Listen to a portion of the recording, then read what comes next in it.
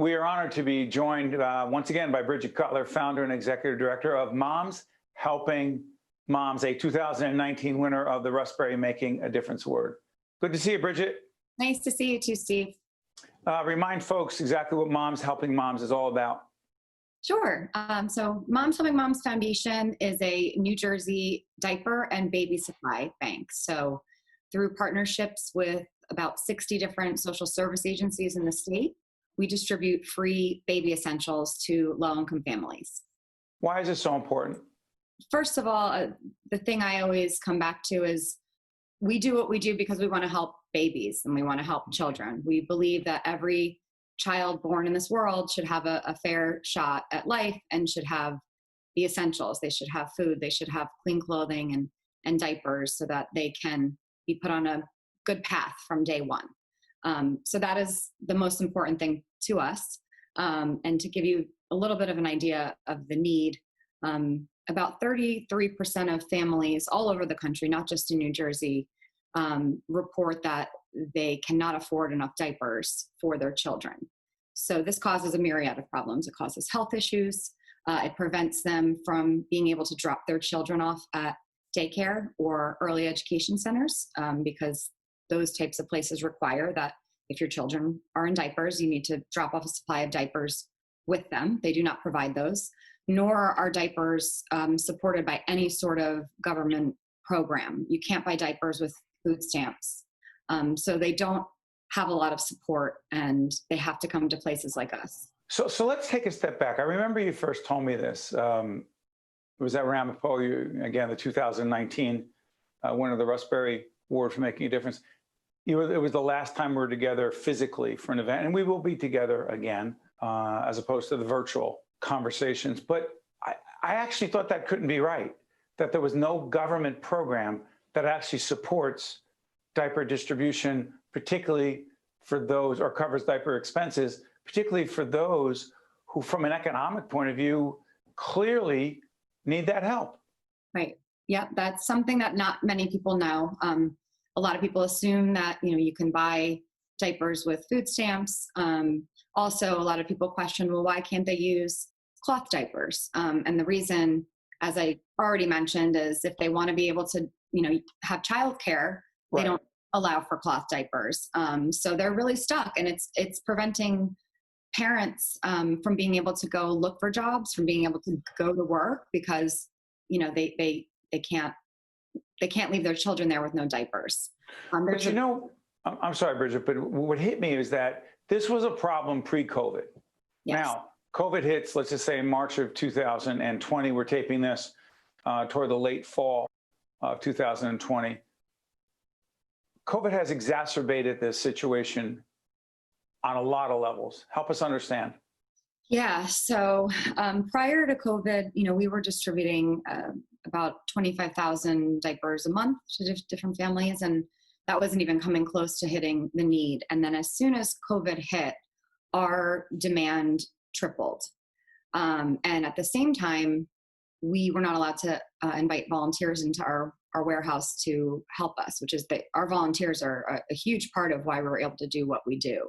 So Right. We were faced with a huge amount, a huge increase in families that were coming to us for help, while at the same time, a huge decrease in our staff and volunteer time, because in addition to not allowing volunteers, we also had to come up with a plan to just have one employee there at a time. So we were, social distancing, and we had to arrange for contactless pickups. Some organizations that used us were not able to, they shut down themselves, so they were not able to come to us. So we had to figure out how we could maybe deliver to them.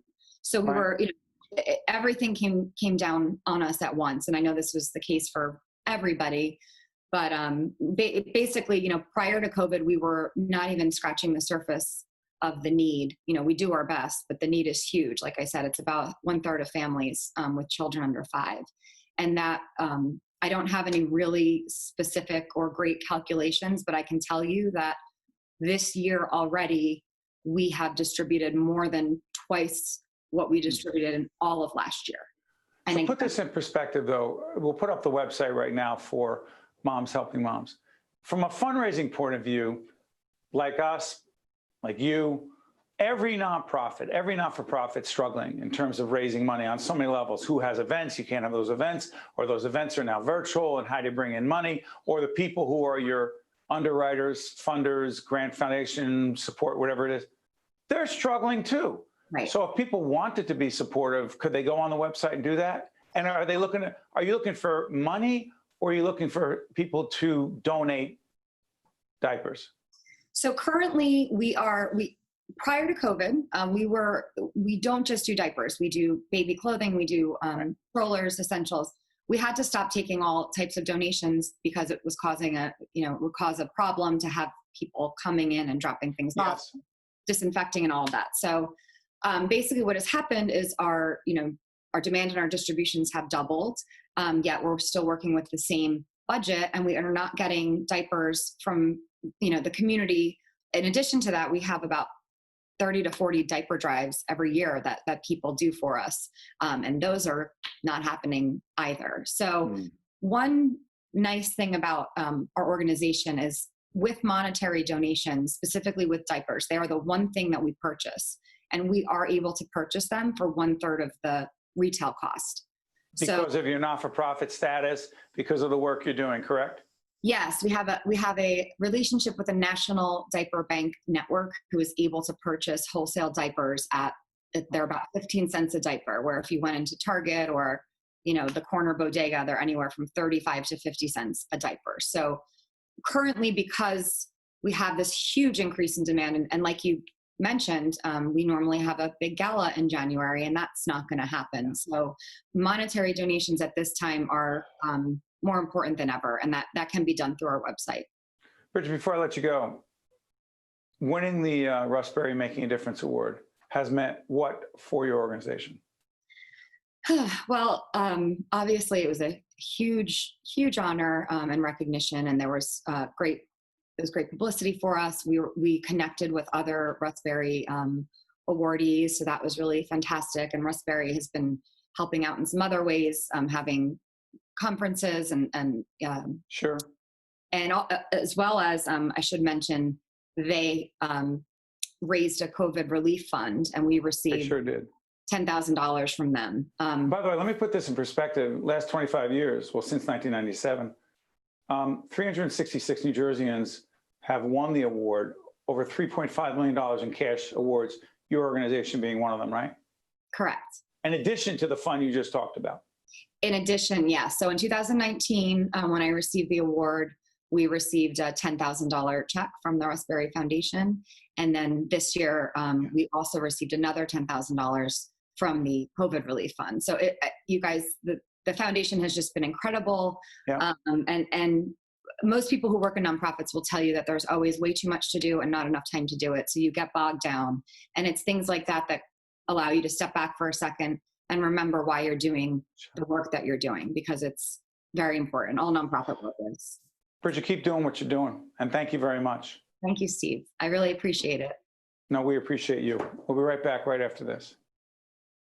One-on-One with Steve Adubato has been a production of the CAUCUS Educational Corporation.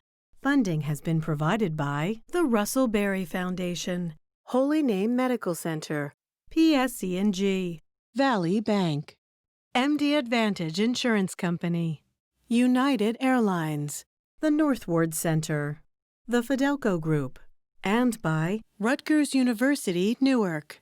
Promotional support provided by New Jersey Family Magazine and by bestofnj.com.